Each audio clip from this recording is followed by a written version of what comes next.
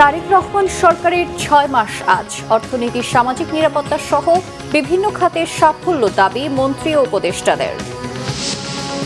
দীর্ঘদিন পর কাটতে শুরু করেছে গ্যাস সংকট, রাজধানীর পাম্প স্টেশনগুলোতে স্বস্তি, সিএনজি চালিত যানবাহন ড্রাইভারদের মুখে হাসি। এবং আইনি প্রক্রিয়ায় ফেরত আনা হবে শেখ হাসিনাকে, জানিয়েছেন চিফ প্রসিকিউটর। ওবায়দুল কাদের সহ ৭ আসামির মানবতা বিরোধী অপরাধের সাক্ষ্য প্রমাণ দাখিল। দেখছিলেন সংবাদ শিরোনাম, এবারে বিস্তারিত। ৬ মাসে সামাজিক নিরাপত্তা, অর্থনীতি সহ বিভিন্ন খাতে সরকার সফল বলে দাবি করেছেন মন্ত্রী ও উপদেষ্টারা।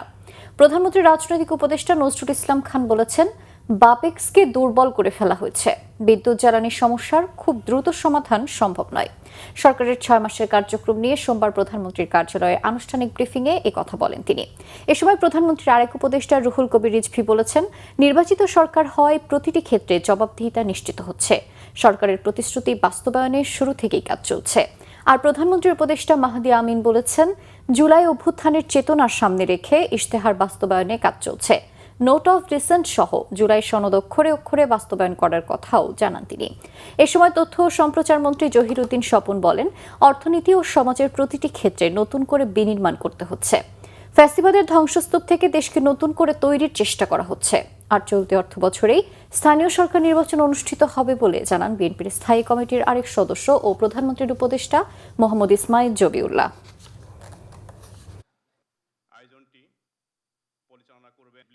গত ৬ মাসের অজস্র জনসম্পৃক্ত কর্মসূচিতে মাননীয় প্রধানমন্ত্রী দেশ জুড়ে যেখানে গিয়েছেন ঠিক একইভাবে জনগণের ঢল নেমে এসেছে। জনগণের সে আস্থা এবং বিশ্বাসকে ধারণ করেই বর্তমানে আমাদের যে সরকার, সেটি বারবার জনগণের প্রতি, দেশের মানুষের প্রতি দায়িত্ব এবং দায়বদ্ধতা নিয়ে গিয়ে চলেছে। সরকারের এই ৬ মাসের সবচেয়ে যেটা ডিফারেন্ট একটা বিষয় চোখে পড়ার মতন, সেটা হচ্ছে নির্বাচনী ইশতেহারকে ধারণ করে সেখানকার প্রতিটি প্রতিশ্রুতি বাস্তবায়নের জন্য অবিরত কাজ করে চলেছে। অর্থনীতি বলেন, সমাজ বলেন, রাষ্ট্র বলেন, রাষ্ট্রের প্রত্যেকটি অ্যাপারেটাসকে বলেন, প্রত্যেকটি অঙ্গ বলেন, প্রত্যঙ্গ বলেন, প্রতিটি জায়গায় এটাকে আমাদেরকে প্রথমে ততটুকু ভাবে বিনির্মাণ করতে হচ্ছে যতটুকু বিনির্মাণ করতে পারলে আমাদের নেতার যে ঘোষিত আই হ্যাভ এ প্ল্যান, সেই প্ল্যানটাকে আমরা একটা কোর্স অফ অ্যাকশনে নিতে পারি। বিভিন্ন সংকটগুলো দেখি, সেই সংকটগুলো উত্তরণের জন্য প্রয়োজনীয় যে নির্দেশনা, সেই নির্দেশনা দিচ্ছেন। একটা দেশ থাকলে পরে আপনার মহামারী আসতে পারে, সেখানে নানা প্রাকৃতিক দুর্যোগ আসতে পারে, বন্যা আসতে পারে, ভূমিকম্প হতে পারে, কিন্তু জনগণের একটি সরকার থাকলে সেগুলোকে মোকাবেলা করে মানুষের কল্যাণে কাজ করে যাওয়াই হচ্ছে সেই সরকারের ব্রত। কারণ এই সরকার নির্বাচিত সরকার, এবং নির্বাচিত সরকার হওয়ার কারণেই প্রতিটি ক্ষেত্রে, প্রতিটি স্তরে জবাবদিহিতা নিশ্চিত করা। আজকের যে অনুষ্ঠানটি সেই জবাবদিহিতারই একটি অংশ। বৃহত্তর জবাবদিহিতা কার কাছে? জনগণের কাছে। এবং জনগণের কাছে জবাবদিহিতা কি কার মাধ্যমে হয়? একটি সরকারের পার্লামেন্টের মাধ্যমে এবং গণমাধ্যমের সাংবাদিকদের মাধ্যমে। দীর্ঘদিন পর গ্যাস সংকট কাটতে শুরু করেছে রাজধানীর সিএনজি পাম্প স্টেশনগুলোতে। সোমবার সকাল থেকেই পাম্প স্টেশনগুলোতে হাসি ফুটেছে গ্যাস নিতে আসা সিএনজি চালিত যানবাহনের ড্রাইভারদের মুখে। অন্য দিনের তুলনায় গ্যাসের চাপ বেশি থাকায় খুশি পাম্প স্টেশনের কর্মকর্তা কর্মচারীরাও। তারা বলছেন, অন্যদিন যেখানে গ্যাসের চাপ সর্বোচ্চ ৮০ PSI থাকতো, এখন সেটি কখনো কখনো ১৫০ ছাড়িয়ে যাচ্ছে। এতে কমতে শুরু করেছে ভোগান্তি। গাড়ির ড্রাইভাররা বলছেন, গতকালও যেখানে গ্যাসের জন্য স্টেশনের বাইরে ৪ থেকে ৫ ঘন্টা অপেক্ষা করতে হয়েছে, আজ ঘন্টা খানেকের মধ্যেই পাচ্ছেন কাঙ্ক্ষিত গ্যাস। তবুও সরকারকে তাদের কথা বিবেচনায় অগ্রাধিকার ভিত্তিতে দ্রুত সমস্যা সমাধানের তাগিদ সংশ্লিষ্ট গ্রাহকদের। ভারতে অবস্থানরত শেখ হাসিনা কোন স্ট্যাটাসে আছেন তা এখনও বাংলাদেশ জানে না বলে জানিয়েছেন চিফ প্রসিকিউটর আমিনুল ইসলাম। তিনি বলেন, শেখ হাসিনাকে দেশে ফিরিয়ে আনতে প্রয়োজনীয় আইনি প্রক্রিয়া শুরু হয়েছে। সকালে সাংবাদিকদের সাথে এক ব্রিফিংয়ে চিফ প্রসিকিউটর এমনটা জানিয়ে আরও বলেন, আইনি লড়াইয়ের মাধ্যমেই তাকে দেশে ফেরানোর উদ্যোগ নেওয়া হচ্ছে। শেখ হাসিনার প্রত্যর্পণ প্রক্রিয়ার সঙ্গে স্বরাষ্ট্রমন্ত্রী সালাউদ্দিন আহমেদের একটি ঘটনার কোনো সম্পর্ক নেই।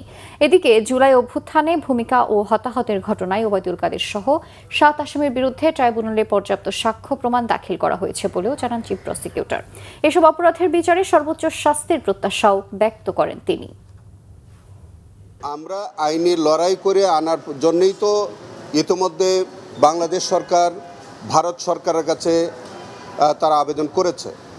যে আবেদনটা করেছে শেখ হাসিনাকে প্রত্যর্পণ করার জন্য যে আবেদন, এটা একটি আইনি প্রক্রিয়া। সেই আইনি প্রক্রিয়ার মধ্য দিয়ে তাকে আনার জন্য বাংলাদেশ সরকার প্রয়োজনীয় পদক্ষেপ নিয়েছে। ইন্ডিয়ান এক্সপ্রেস নামে যে কাগজটি তারা বলেছে, সেই ইন্ডিয়ান এক্সপ্রেস কিন্তু সবিস্তারে কিছু বলে নাই। এই নিউজটার মধ্যে শুধু বলেছে আদালতের অনুমতি লাগবে। সেটা উনি কোন অনুমতি, উনি কি রাজনৈতিক আশ্রয়ে রয়েছে ওখানে, আমরা শেখ হাসিনা কী স্ট্যাটাসে ওখানে আছেন, এটা কিন্তু আমরা ক্লিয়ার এখন পর্যন্ত জানি না।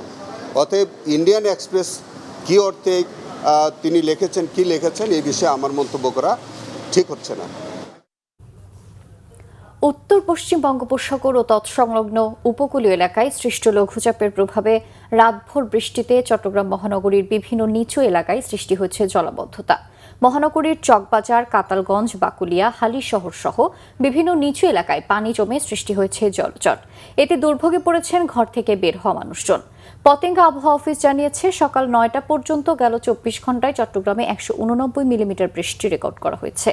এর মধ্যে সর্বশেষ সকাল ৬টা থেকে ৯টা পর্যন্ত ৩ ঘন্টায় ১০৯ মিলিমিটার বৃষ্টিপাত রেকর্ড করা হয়েছে। আবহাওয়া অফিস আরও জানায়, সৃষ্ট লঘুচাপের প্রভাবে চট্টগ্রাম, কক্সবাজার, মোংলা ও পায়রা সমুদ্র বন্দরকে ৩ নম্বর স্থানীয় সতর্ক সংকেত দেখিয়ে যেতে বলা হয়েছে।